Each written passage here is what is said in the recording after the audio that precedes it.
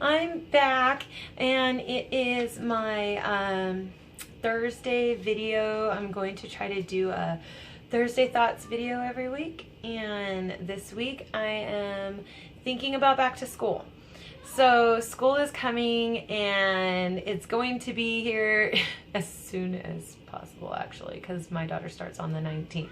I know everyone else is kind of, I've heard some on the 19th, some after Labor Day. It's just a stressful time of summer now that vacations are pretty much behind all of us, and now it's time to look at back to school. So I am actually here to talk about packing lunches. So I'm a mom, and I pack my daughter's lunch every day. And it's actually something I really enjoy, and I've always enjoyed because it's fun. For me, it's fun. It's less stressful. It's kind of creative, and it's a creative outlet. But I never really knew what to pack her, and I was always doing something that was quick and easy, which I'm a mom, so totally understand quick and easy. But I was also doing stuff that was very highly processed. And now that I've come through this whole evolution of what's processed, what's not processed, what's healthy, what's unhealthy, what's beneficial and what's unbeneficial, I want to share my knowledge. So I'm actually going to be hosting a live class on this too, which is going to be at the end of August, and I will keep you guys updated with all the information as that develops. But it's just back to school. It's stressful. Packing lunches can be stressful, especially if you have a huge family. But it's beneficial for everyone in your family. It's beneficial when you pack your own lunch, your children's lunch. It's good for Mama Earth because we're wasting less, and it's just good all the way around. So I wanted to talk about all kinds of things about packing lunches. Homemade food is usually better because we have more control over what we put in our food that we make at home. We have more input. Processed foods are not in our control. So anything that's highly processed, let me explain. That's going to be like your pre-made peanut butter and jelly sandwiches. Bread is highly processed, actually. A lot of the big name companies of peanut butter and jelly is highly processed. So I actually go to Costco. Their peanut butter is organic, and it only has 2 ingredients, peanuts and salt. And I know a lot of kids have peanut allergies these days, so peanut butter might not even be on your list, but it's a big thing in my family. Almond butter is another thing that's really big in our family, so almond butter and banana snacks. I just like to make sure that my almond butter is very minimal ingredients, less sugar. Kids don't need the sugar snacks because they already have tons of energy.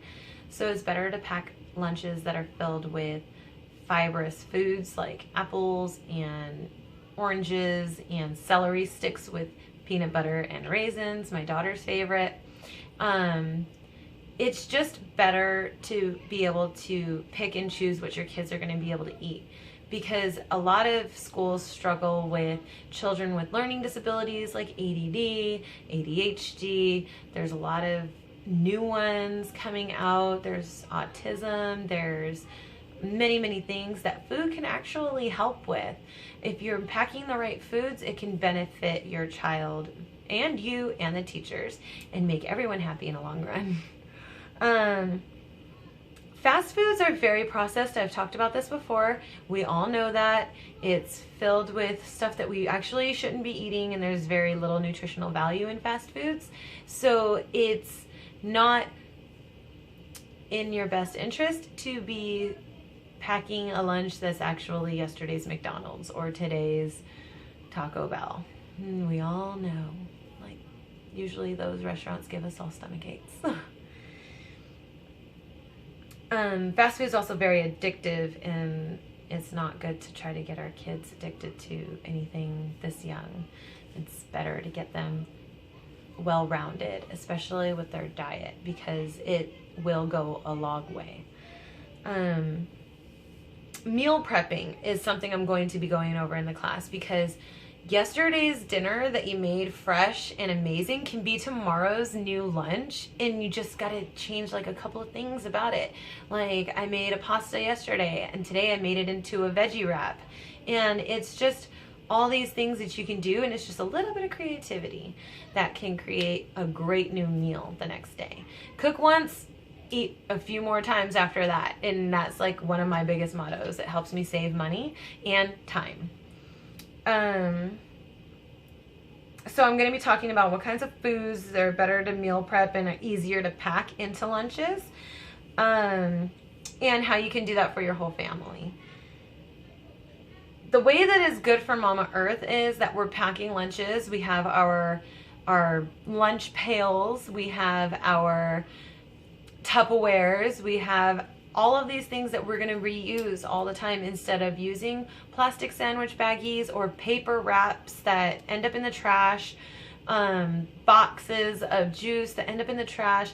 All these things are not very good for Mama Earth, and they're not good for our future. And that's something that we're looking out for. We're looking out for our children and our children's future. So taking care of the earth and teaching our children how to take care of the earth is very important. And that's something that I stress very big in my house, and everyone understands where I come from. And sometimes they call me the weird little hippie, but I am passionate. And if I just teach one thing to one child, then I know that that can go a long way. You're just spreading one thing to one person, and they will continue to spread that. And that's something I'm passionate about.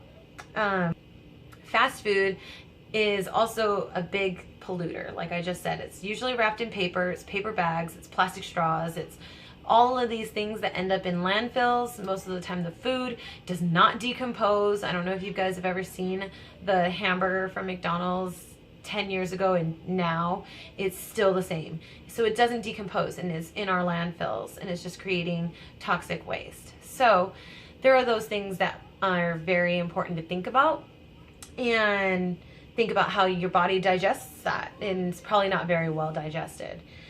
It's actually not very well digested. So, and then the other thing I wanted to talk about is just portions and what you should probably put in your child's lunch. And that is, I know the food pyramid used to be really big, and grains and breads was the biggest part of our food pyramid, but that's actually not the most important part, like a ton of bread. It'd be good if you packed some brown rice in a little Tupperware with a bunch of steamed veggies on top, and maybe some grilled chicken on the side. Make a nice little rice bowl. Some children don't really like stuff that's in a bowl. They like stuff that they can hold because they're little. So you can actually turn that into a wrap, into a little like burrito or something, and they will eat that. My daughter loves finger foods, so I usually make sure that I cut the chicken in a way that she will just eat it with her hands, and it's just easier.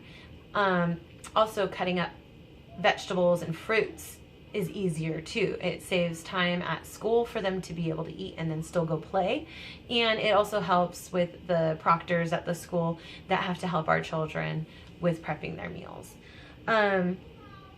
Protein is a big one, fruits and vegetables, and water. Tons of water. Our kids are running around and they're expending so much more energy than we expend in a day, and we're needing to intake more water. So imagine how much water our child actually needs.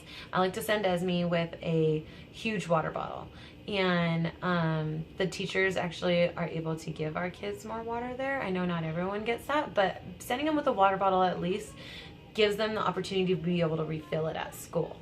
So there's all those little things. Snacks, fill it with cut up apples, cut up celery, carrots and hummus, anything. Like, they make snack packs that are, again, they're probably processed, but they're better than putting a Twinkie in there, because any of those things are not good for our children. The sugar, the highly processed foods are not going to be brain food. It's going to be burnout food, and we want to think about what we're packing. So if you're interested in coming to my class, it's going to be in Upland, and I will be posting more information about that coming up soon. And thank you so much for your time and for always watching.